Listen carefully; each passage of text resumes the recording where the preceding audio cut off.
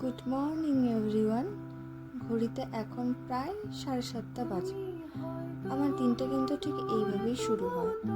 জানালাটা খুলতেই এক চিলতে রোদ যখন ঘরে আসে, মনটা বেশ ভালো হয়ে যায়।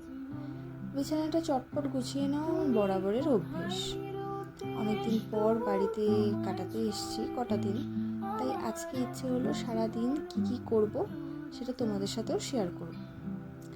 এবার ফ্রেশ হয়ে নেওয়ার পালা।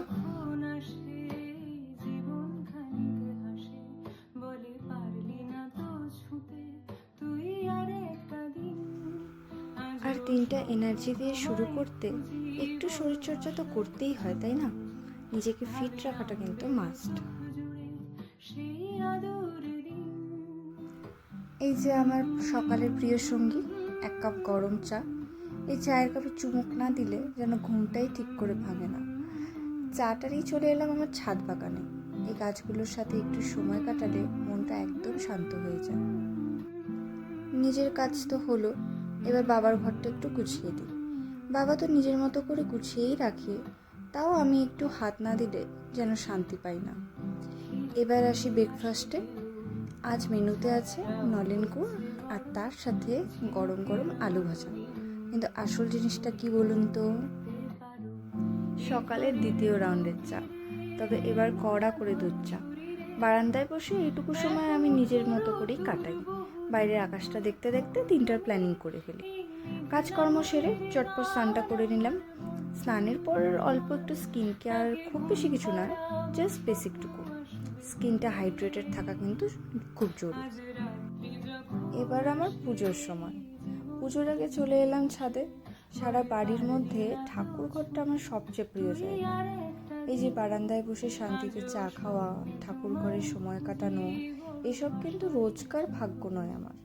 আসলে কাজের সূত্রে শহর আর বাড়ি থেকে অনেক দূরে থাকতে হয়, তাই যখনই ছুটিতে বাড়ি ফিরি, বাড়ির এই প্রতিটি কোণ, এই চেনা রাস্তাঘাট, চেনা মানুষগুলো আর বাড়ির এই শান্তিটা খুব মিস করি।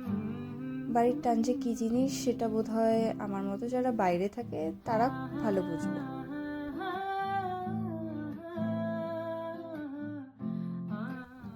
পুজোর পর একটু বই নিয়ে বসলাম। কাজের চাপে সবসময় হয়ে ওঠে না। এবার দুপুরের খাওয়া দাওয়া। বাড়ির খাবার মানেই তৃপ্তি। বিকেল গড়িয়ে গেল। একটা আপেল কেটে নিয়ে চলে এলাম ছাদে। অনেকটা সময় ছাদেই কাটাই, তারপর কখনো আবার গল্পের বই নিয়েও বসি। তোমার যাব যাব মন ধরে রাখবো কতক্ষণ। হঠাৎ এক বন্ধু ফোন করে বলল দেখা করার জন্য, তাই দেরি না করে স্কুটি নিয়ে বেরিয়ে পড়লাম। অনেক দিন পর স্কুটিটা হাতে পাই, তাই ওকে পিক করে চলে গেলাম একটু ঘুরতে। কতদিন পর আবার দুজন একসাথে, তাই অনেক অনেক কথা, কত জমানো, কত গল্প, আর ফাজলামি শেষ হয় না।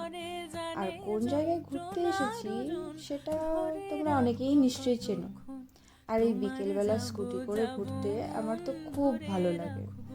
ঘুরতে এসে একটু চা না খেলে আমার ঘোরাটা ইনকমপ্লিট মনে হয়, তাই আসার পথে একটা ক্যাফেতে ঢুকলাম।